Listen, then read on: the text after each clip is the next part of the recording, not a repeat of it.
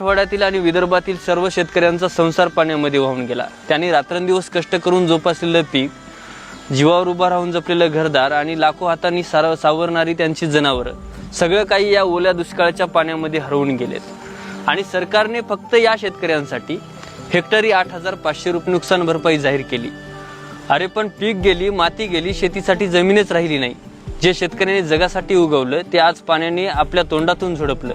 अनेक कुटुंब उघड्यावर आले आहेत, जनावरं पाण्यामध्ये वाहून जात आहेत। शेतकऱ्यांचे स्वप्न, कष्ट, आशा सगळं काही पाण्यामध्ये वाहून गेलं।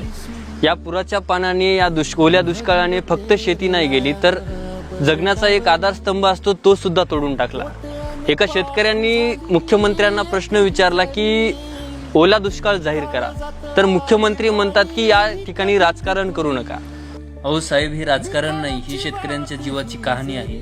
लोकांचा संसार, अन्न, कुटुंब सुरक्षित करायचं काम सरकारचं आहे। असं शेवटी एकच प्रश्न आहे तुम्हाला, सरकार नेमकं कुणासाठी आहे?